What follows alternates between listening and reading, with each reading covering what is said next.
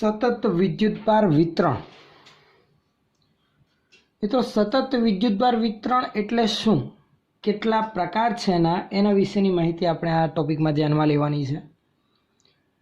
વિદ્યુતભાર વિતરણ વિશેની માહિતી ધ્યાનમાં લેવી શા માટે જરૂરી છે? અત્યાર સુધીના જેટલા પણ ટોપિક આપણે ધ્યાનમાં લીધા આગળ, જેમાં વિદ્યુતભારોનું વિતરણનો ક્યાંય ઉલ્લેખ કરેલો નહોતો.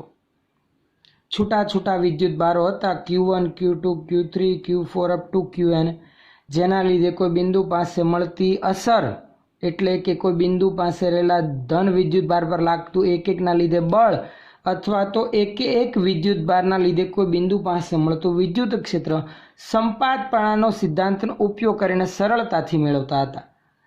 તેમાં વિદ્યુતભાર વિતરણ વિશેની માહિતી ધ્યાનમાં લેવી જરૂરી બનતી હતી નહીં. એનું કારણ એ છે મિત્રો, છૂટા છૂટા વિદ્યુતભારોના લીધે કોઈ બિંદુ પાસે પરિણામે વિદ્યુત ક્ષેત્ર સરળતાથી સંપાતપણાના સિદ્ધાંતથી સરવાળો કરીને મેળવી શકતા હતા. તો શા માટે વિદ્યુતભાર વિતરણને વ્યાખ્યાયિત કરવાની જરૂરિયાત ઊભી થઈ? મિત્રો, જરૂરી નથી કે દરેક વખતે વિદ્યુતભારો છૂટા છવાયેલા જ ગોઠવાયેલા હોય. કોઈ વિદ્યુતભારોનું તંત્ર એવું પણ હોય કે જેમાં ઘણા બધા વિદ્યુતભારો કન્ટિન્યુઅસ ખીચોખીચ એકદમ નજીક મોટા પ્રમાણમાં ગોઠવાયેલા હોય. ત્યારે આવા વિદ્યુતભારિત તંત્રના લીધે કોઈ બિંદુ પાસેની અસર એટલે કે વિદ્યુત ક્ષેત્ર કે કોઈ વિદ્યુતભાર પર લાગતું બળ મેળવવું હોય ત્યારે આ વિદ્યુતભાર વિતરણની માહિતી અગત્યની બની રહે છે. આપણે અહીંયા આવા 3 વિદ્યુતભાર વિતરણ ધ્યાનમાં લેવાના છે કે જેમાં 3 અલગ અલગ પ્રકારના તંત્રો વિશેની ચર્ચા કરીશું કે જેમાં વિદ્યુતભારનું સતત વિતરણ થયેલું છે, કન્ટિન્યુઅસ એક પછી અનુક્રમે બધા જ વિદ્યુતભાર ગોઠવાયેલા હોય. એવા 3 વિદ્યુતભાર વિતરણમાં એક છે રેખીય વિદ્યુતભાર વિતરણ, એટલે કે કોઈ રેખા પર વિદ્યુતભાર પથરાયેલો હોય. તો એવા રેખીય વિદ્યુતભાર વિતરણના લીધે કોઈ બિંદુ પાસે મળતું વિદ્યુત ક્ષેત્ર કઈ રીતે મેળવવું તે આપણે રેખીય વિતરણ પરથી સરળતાથી મેળવી શકીએ એના ઉપયોગની મદદથી. બીજું છે પૃષ્ઠ વિદ્યુતભાર વિતરણ, કોઈ સપાટી પર વિદ્યુતભાર પથરાયેલો હોય. ઉદાહરણ તરીકે આ પેજ છે કે જેમાં વિદ્યુતભારનું કન્ટિન્યુઅસ વિતરણ થયેલું છે, ઘણા બધા વિદ્યુતભારો આ પૃષ્ઠ પર ગોઠવાયેલા છે. તો એના લીધે કોઈ બિંદુ પાસે વિદ્યુત ક્ષેત્ર મેળવવું હોય તો આપણે સંપાતપણાના સિદ્ધાંતથી સરળતાથી, જેમ આગળ ગણતરી કરતા તેમ ગણતરી કરવા જઈએ તો સરવાળો ખૂબ મોટો બને, અને આવા સરવાળો કરવા માટે સંકલનનો ઉપયોગ કરવો પડે. અત્યાર સુધીના છૂટાછવાયેલા વિદ્યુતભારો માટે સંકલનની જરૂરિયાત ઊભી જ નથી થતી, સીધું જ સમસ્યાનો ઉપયોગ કરતા હતા, સરળતાથી મેળવી લેતા હતા. એટલા માટે અહીંયા વિદ્યુતભાર વિતરણને વ્યાખ્યાયિત કરવું જરૂરી. ત્રીજું છે કદ વિદ્યુતભાર વિતરણ, એટલે કે કોઈ કદમાં ઘનફળમાં વિદ્યુતભાર સમાયેલો. ઉદાહરણ તરીકે આપણે આ રબરની વાત કરીએ, આ એક કદ ધરાવે છે લંબઘન. આમાં જો વિદ્યુતભાર પથરાયેલો હોય તો એના લીધે કોઈ બિંદુ પાસે વિદ્યુત ક્ષેત્ર કે તેની અસર મેળવવા માટે આપણે કદ વિતરણને ધ્યાનમાં લઈશું. તો ટોટલ મિત્રો વિદ્યુતભાર વિતરણ 3 પ્રકારના છે. એક છે રેખીય વિદ્યુતભાર વિતરણ, એક છે પૃષ્ઠ વિદ્યુતભાર વિતરણ, અને ત્રીજું છે કદ વિદ્યુતભાર વિતરણ. એમાંનું પહેલું વિદ્યુતભાર વિતરણ આપણે ધ્યાનમાં લઈએ, જે છે રેખીય વિદ્યુતભાર વિતરણ.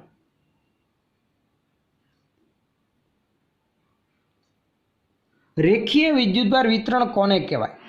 તો જ્યારે કોઈ સૂક્ષ્મ વિદ્યુતભાર કોઈ રેખા પર એટલે કે એક પરિમાણમાં ગોઠવાયેલો હોય તો તેવા વિદ્યુતભાર વિતરણને રેખીય વિદ્યુતભાર વિતરણ કહેવાય. ઉદાહરણ તરીકે આ પેન, સમજો કે આની જાડાઈ એકદમ ઓછી છે. હું ધારો કે એક પેનથી એક નાની એવી લાઈન કરું તો આ લાઈન પરના ઘણા બધા વિદ્યુતભારો એક જ રેખા પર ગોઠવાયેલા છે. તો એવા વિતરણને રેખીય વિદ્યુતભાર વિતરણ કહેવાય. તો એક નાની એવી આકૃતિ, ધારો કે કોઈ રેખા હું ધ્યાનમાં લઉં, આ છે ધારો કે કોઈ રેખા કે જેના પર વિદ્યુતભાર પથરાયેલો છે. આ રેખીય વિદ્યુતભાર, મેં નાનો એવો ભાગ દર્શાવેલો છે. કોઈ રેખા પર જ્યારે સૂક્ષ્મ એવો વિદ્યુતભાર ગોઠવાયેલો હોય તો આવા વિતરણને કહેવાય રેખીય વિદ્યુતભાર વિતરણ. તેની વ્યાખ્યા લખી રાખીએ.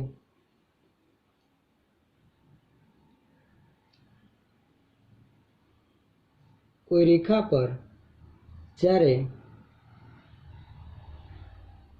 સૂક્ષ્મ વિદ્યુતભાર પથરાયેલ હોય તો આવા વિતરણને રેખીય વિદ્યુતભાર વિતરણ કહે છે.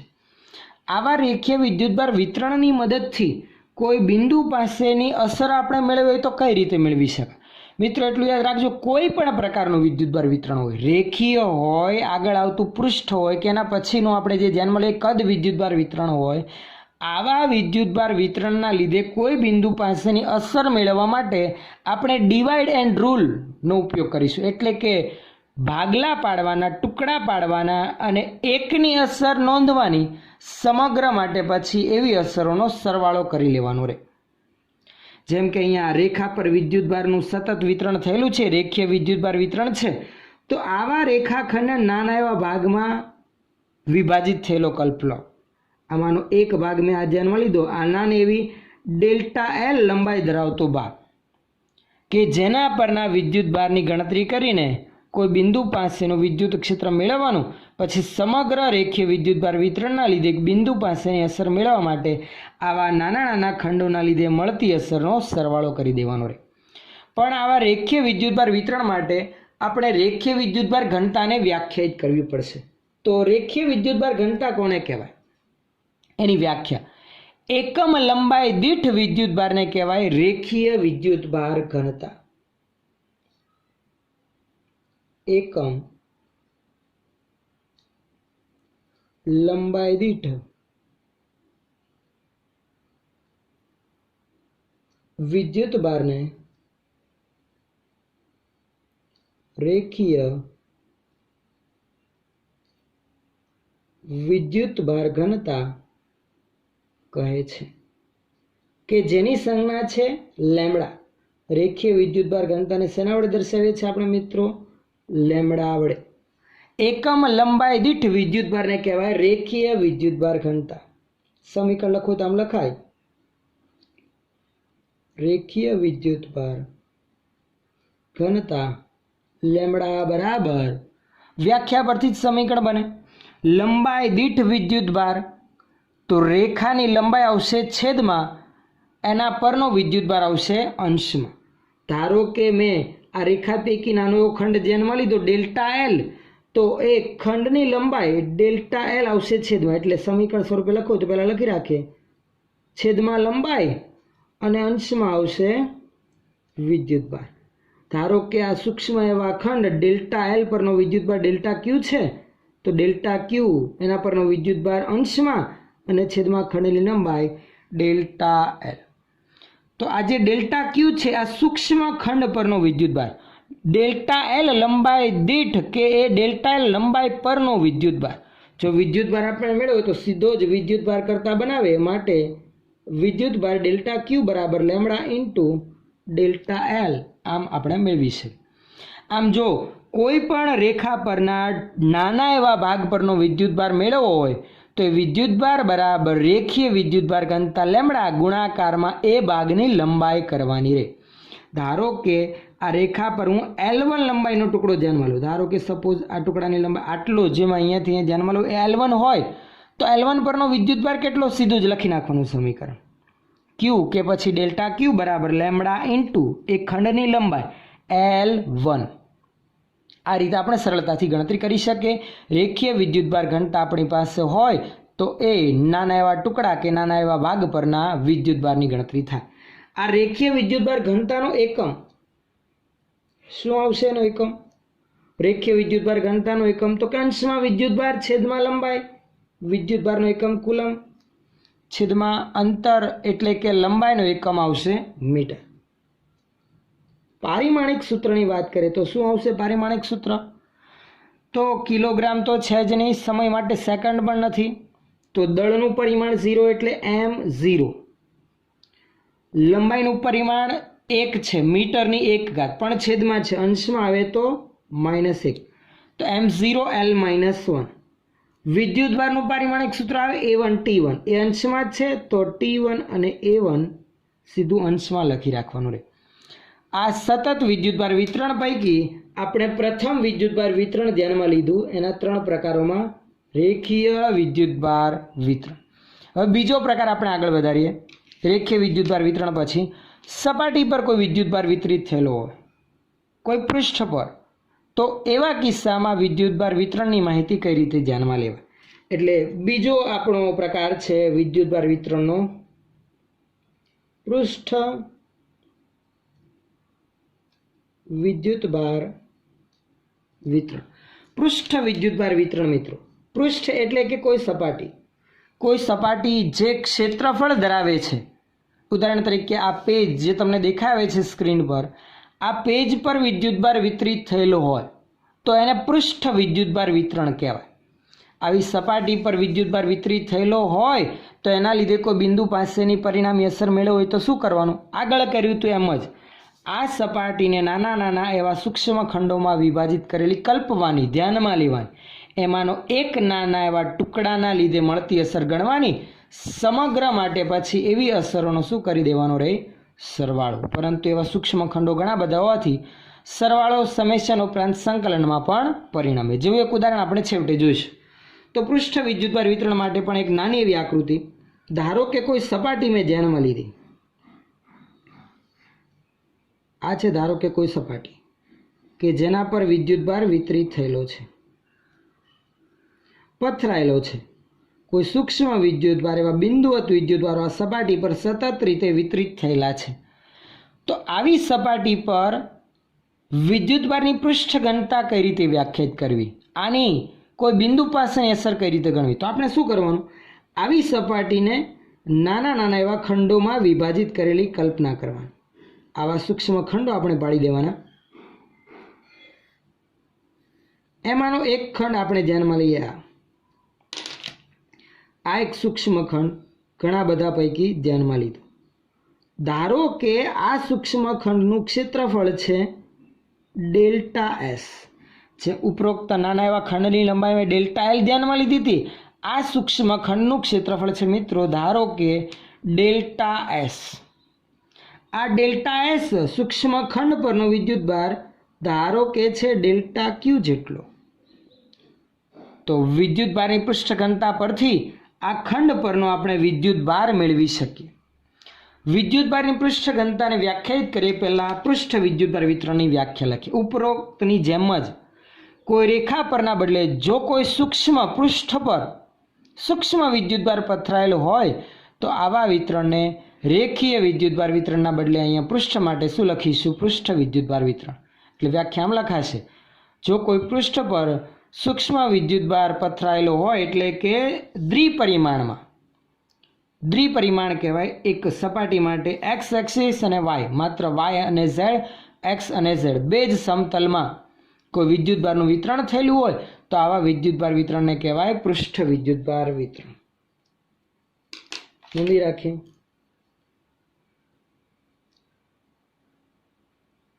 કોઈ પૃષ્ઠ પર જ્યારે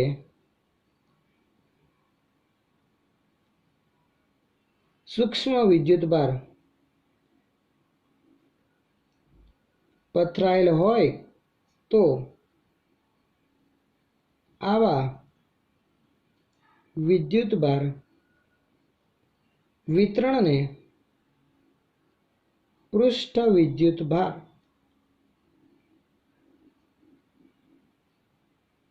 વિતરણ કહે છે. પૃષ્ઠ વિદ્યુતભાર વિતરણની વ્યાખ્યા. હવે આવા પૃષ્ઠ વિદ્યુતભાર વિતરણ માટે પૃષ્ઠ વિદ્યુતભાર ઘનતા ધ્યાનમાં લઈએ. આપણે વ્યાખ્યાયિત કરીએ જેમ રેખીય વિદ્યુતભાર ઘનતાને વ્યાખ્યાયિત કરી કે જેથી એકમ લંબાઈ દીઠ વિદ્યુતભાર. તો પૃષ્ઠ વિદ્યુતભાર વિતરણ માટે પૃષ્ઠ વિદ્યુતભાર ઘનતા શું આવશે? એકમ લંબાઈના બદલે પૃષ્ઠ માટે શું આવશે? એકમ પૃષ્ઠનું શું મળે મિત્રો? ક્ષેત્રફળ. તો એકમ ક્ષેત્રફળ દીઠ વિદ્યુતભારને પૃષ્ઠ વિદ્યુતભાર ઘનતા કહેવાય. લખી રાખીએ. એકમ ક્ષેત્રફળ દીઠ વિદ્યુતભારને પૃષ્ઠ વિદ્યુતભાર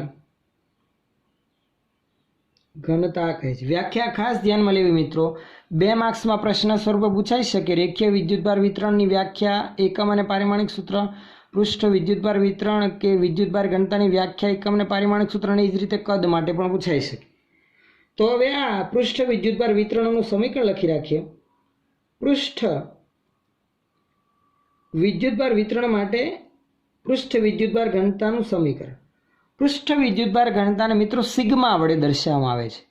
પૃષ્ઠ વિદ્યુતભાર ઘનતા સિગ્મા બરાબર વ્યાખ્યા પરથી લખા ક્ષેત્રફળ દીઠ વિદ્યુતભાર, ક્ષેત્રફળ આવશે છેદમાં અને વિદ્યુતભાર એ નાના એવા ખંડ પરનો આવશે અંશમાં।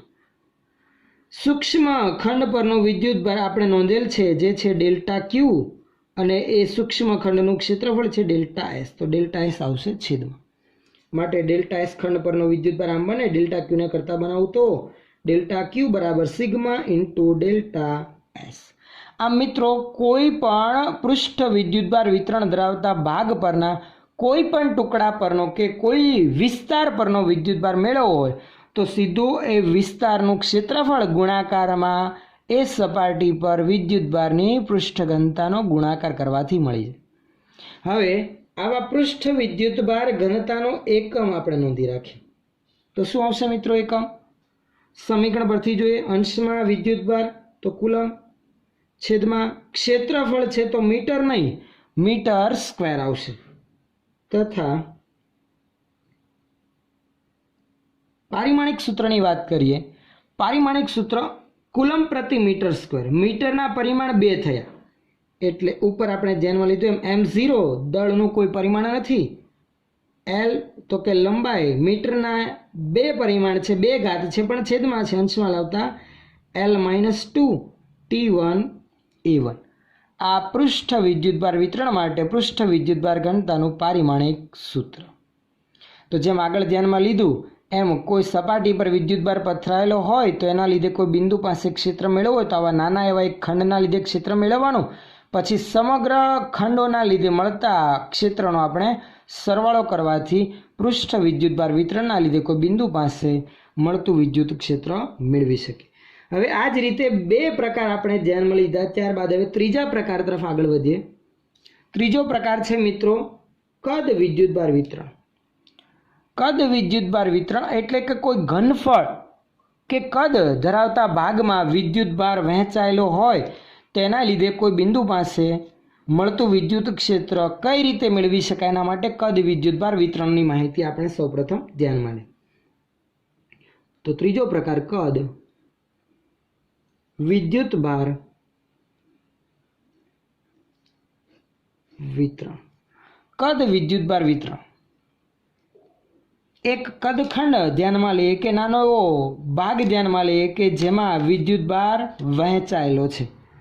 ધારો કે આપણે કોઈ આ ત્રિપરિમાણમાં એક કદખંડ ધ્યાનમાં લીધો, એક ટુકડો કે જેમાં વિદ્યુતભાર સમાયેલો છે। આવા કદ વિદ્યુતભાર વિતરણ ધરાવતા ભાગના લીધે કોઈ બિંદુ પાસેની અસર માટે શું કરવાનું મિત્રો? તો આ કદખંડને નાના નાના એવા સૂક્ષ્મ કદખંડોમાં વિભાજિત કરેલો કલ્પવાનો।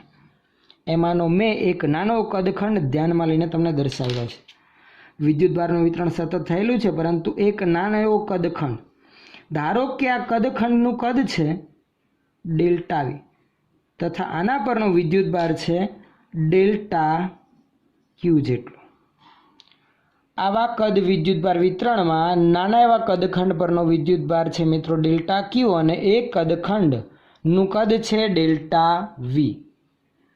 હવે કદ વિદ્યુતભાર વિતરણની વ્યાખ્યા લઈએ અને પછી કદ વિદ્યુતભાર ઘનતાને વ્યાખ્યાયિત કરીએ। તો આગળ ધ્યાનમાં લીધું એમ જ પૃષ્ઠના બદલે કોઈ ઘનફળ પર કે કદ પર જ્યારે સૂક્ષ્મ વિદ્યુતભાર પથરાયેલો હોય તો આવા વિદ્યુતભાર વિતરણને કહેવાય કદ વિદ્યુતભાર વિતરણ।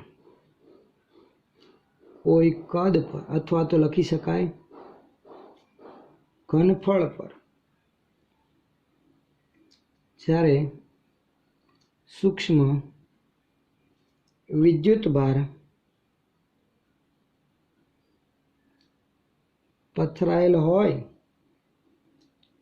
તો આવા વિદ્યુતભાર વિતરણને કદ વિદ્યુતભાર વિતરણ કહે છે.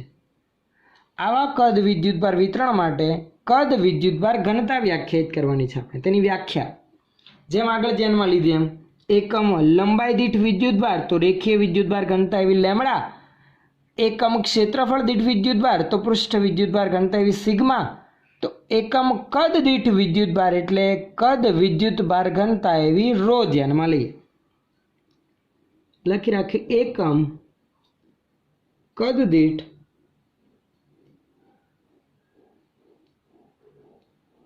વિદ્યુતભારને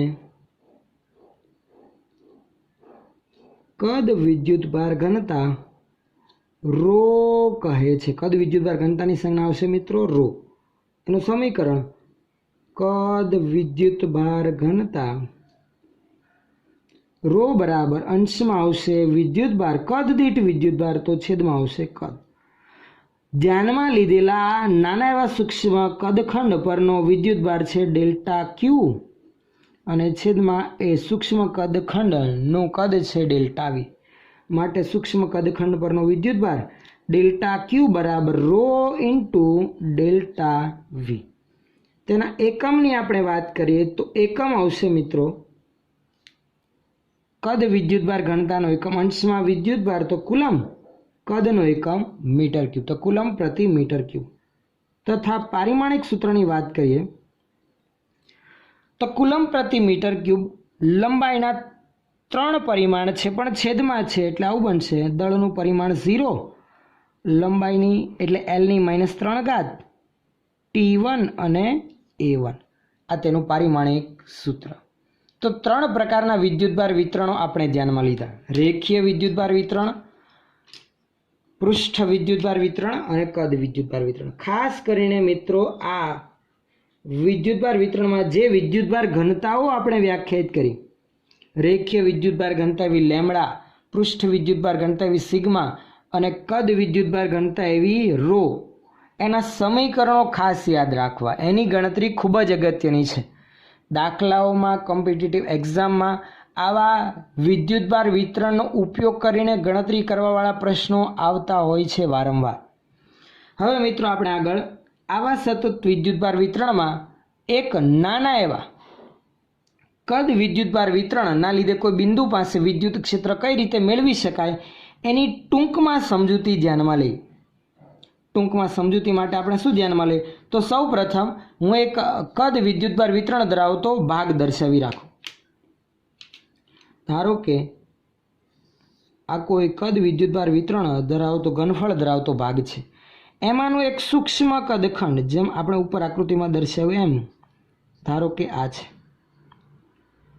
આ સૂક્ષ્મ કદખંડનો કોઈ સંદર્ભ બિંદુ O થી સ્થાન સદિશની આપણે વાત કરીએ તો ધારો કે સ્થાન સદિશ તેનો R જેટલો છે કે જેના પરનો વિદ્યુતભાર આપણે ઉપર ધ્યાનમાં લીધો એમ ધારો કે આ સૂક્ષ્મ કદખંડ પરનો વિદ્યુતભાર ડેલ્ટા ક્યુ જેટલો છે કે જેનું કદ છે ડેલ્ટા વી જેટલું. આના લીધે કોઈ પી બિંદુ પાસે આપણે વિદ્યુત ક્ષેત્ર મેળવવું છે. મિત્રો પી બિંદુ એવું છે કે જેનું સંદર્ભ બિંદુથી સ્થાન સદિશ છે ધારો કે કેપિટલ R, પણ આ પી બિંદુનો સંદર્ભ બિંદુ O થી સ્થાન સદિશ R છે. પણ આ સૂક્ષ્મ કદખંડથી એનો સ્થાન સદિશ ધારો કે R' છે તેવું આપણે ધ્યાનમાં લઈએ. કદખંડથી બિંદુ P નો સ્થાન સદિશ R' છે તેમ આપણે ધ્યાનમાં લીધેલ છે. તો હવે આપણે અહીંયા શું કરવું છે તો આવું કદ વિદ્યુતભાર વિતરણ ધરાવતો કોઈ પણ પદાર્થ હોય, પછી એનું કદ કોઈ નિશ્ચિત ગોળાકાર આકાર ધરાવતો હોય, લંબઘન હોય, સમઘન હોય, કોઈ અનિશ્ચિત આકારવાળો હોય, આવા કદ વિદ્યુતભાર વિતરણ ધરાવતા ભાગના લીધે કોઈ બિંદુ પાસેનું વિદ્યુત ક્ષેત્ર કઈ રીતે મેળવી શકાય એની સમજૂતી આપણે હવે આગળ ધ્યાનમાં લઈએ. તો એના સ્ટેપ્સ હું જરાક તમને કહી રાખું કઈ રીતે ગણતરી કરવાની રહી. આપણે કોઈ પણ પ્રકારનું વિદ્યુતભાર વિતરણ હોય મિત્રો, રેખીય હોય, પૃષ્ઠ હોય કે કદ હોય, એક જ વસ્તુ આગળ આપણે વાત કરીએ ડિવાઈડ એન્ડ રૂલ.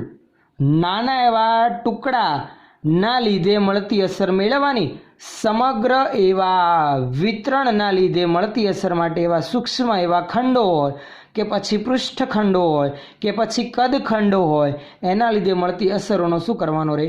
સરવાળો જ કરવાનો રહે. તો સૌથી પહેલાં આપણે અહીંયા શું કરીશું? આવા નાના એવા સૂક્ષ્મ ખંડ કે જેનું કદ છે ડેલ્ટા વી જેટલું, એના લીધે પી પાસેનું વિદ્યુત ક્ષેત્ર મેળવીશું અને પછી સમગ્ર કદખંડના લીધે મળતા વિદ્યુત ક્ષેત્ર માટે આવા સૂક્ષ્મ કદખંડોના લીધે મળતા ક્ષેત્રનો શું કરવાનો રહે? સરવાળો. તો એ પ્રકારની ગણતરી માટે આપણે આગળ વધીએ. તો સૌ પ્રથમ નોંધી રાખીએ કે ધારો કે સૌ પ્રથમ કોઈ રો જેટલી કદ વિદ્યુતભાર ઘનતા ધરાવતું વિદ્યુતભાર વિતરણ ધ્યાનમાં લીધેલ છે. ધારો કે ધ્યાનમાં લીધેલ કદ વિદ્યુતભાર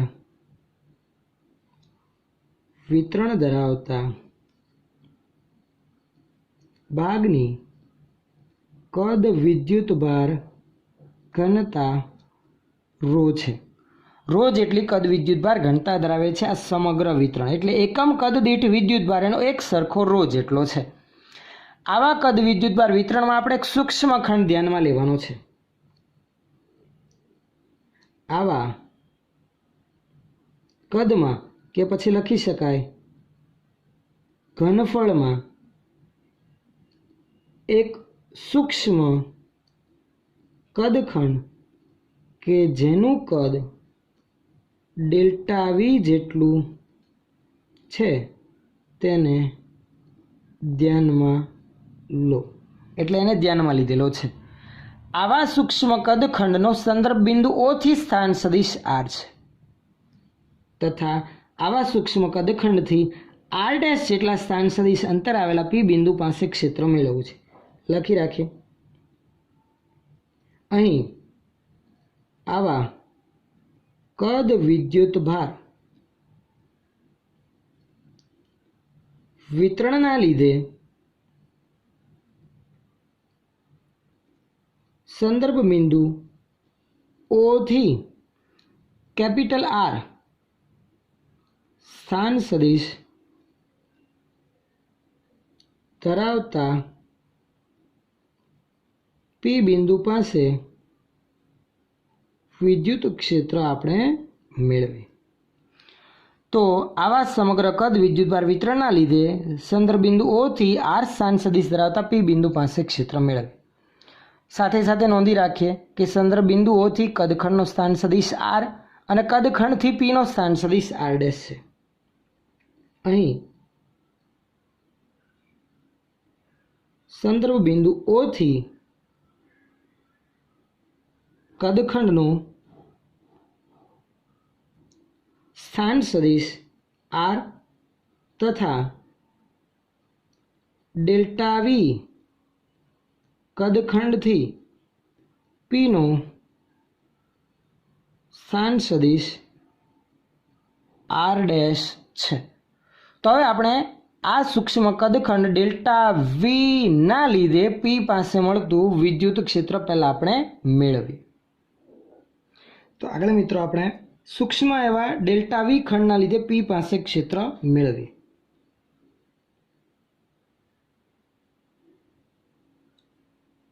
લખી રાખીએ. અહીં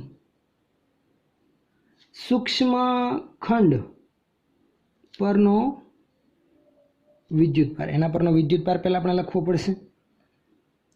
ડેલ્ટા ક્યુ બરાબર કદ વિદ્યુતભાર ઘનતા મિત્રો આપણને કઈ રાખેલી છે જે છે રો જેટલી, તો રો ઇન્ટુ ડેલ્ટા વી થશે.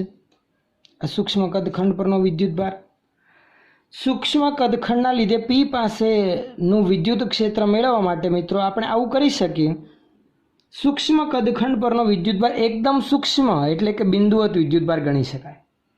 આવા બિંદુવત વિદ્યુતભારના લીધે R અંતરે વિદ્યુત ક્ષેત્રનું સમીકરણ આપણને ખબર છે કે Q/R² મુજબ લાગુ પડાય, જ્યાં Q સૂક્ષ્મ કદખંડ પરનો વિદ્યુતભાર એટલે કે ડેલ્ટા Q લખી રાખવાનું રહે.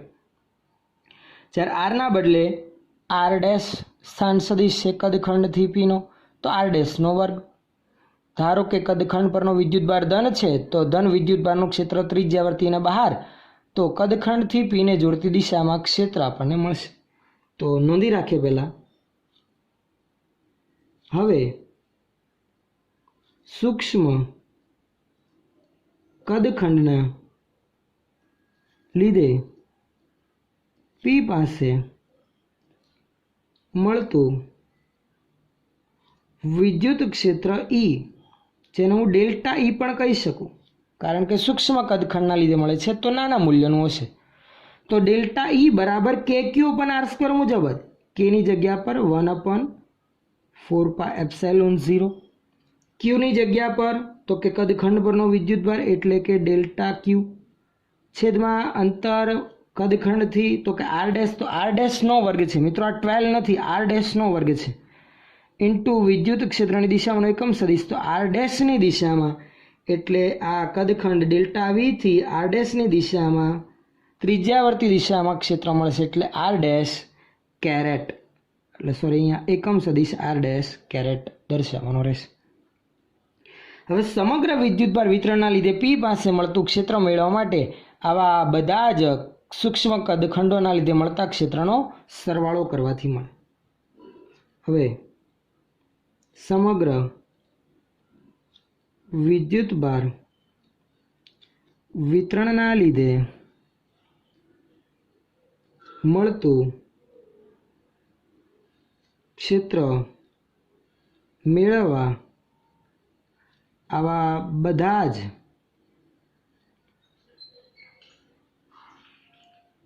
કદખંડોના લીધે મળતા ક્ષેત્રનો સરવાળો કરવાથી પરિણામી ક્ષેત્ર મળે. માટે કુલ વિદ્યુત ક્ષેત્ર ઈ બરાબર બધા જ કદખંડોના લીધે મળતા ક્ષેત્રનો સરવાળો એટલે સમેશન ઓલ ડેલ્ટા વી, બધા જ સૂક્ષ્મ ખંડોના લીધે મળતું ક્ષેત્ર, આવા બધા જ ખંડોના લીધે મળતા ક્ષેત્રનો સરવાળો આપણે નોંધી રાખીએ. તો સમેશન કરી રાખીએ ડેલ્ટા ઈનું સમીકરણ લખી રાખીએ. આવા બધા જ કદખંડો ઓલ ડેલ્ટા વી, ઈનું મૂલ્ય 1/4πε0 delta Q upon R dash square into R dash caret. આમાં જે એક સમાન પદો બધા જ ખંડો માટે આવવાના છે એને સામાન્ય કાઢી રાખીએ તો 1/4πε0 કોમન નીકળી જાય. સમેશન ઓલ ડેલ્ટા વી બધા જ કદખંડો ડેલ્ટા ક્યુ ના છેદમાં R dash square into R dash caret. આ રીતે આપણને સમગ્ર આવા કદ વિદ્યુતભાર વિતરણના લીધે કોઈ બિંદુ પાસે મળતું વિદ્યુત ક્ષેત્ર મળશે. મિત્રો આ જોઈ શકાય છે આર ડેશ જુદા જુદા કદખંડો માટે અલગ અલગ આવશે. અહીંયાના બદલે કોઈ અહીંયાનો કદખંડ લો તો એનો પીથી સ્થાન સદિશ જુદો જુદો, એટલે એને સમેશનની અંદર રાખેલ છે. જ્યારે કે બધા માટે કોમન આવશે એટલે એને બહારના ભાગમાં લખેલ છે. તો આમ અહીં કોઈ પણ વિદ્યુતભાર વિતરણના લીધે બિંદુ પાસે મળતું પરિણામી વિદ્યુત ક્ષેત્ર સૂક્ષ્મ એવા ખંડના લીધે જે મળતું હોય કે ક્યુ અપન આર સ્ક્વેર પ્રમાણે એ રીતે મેળવવાનું, અને આવા સમગ્ર એવા સૂક્ષ્મ ખંડોના લીધે મળતી અસરોનો સરવાળો કરવાથી પરિણામી ક્ષેત્ર આપણને મળે.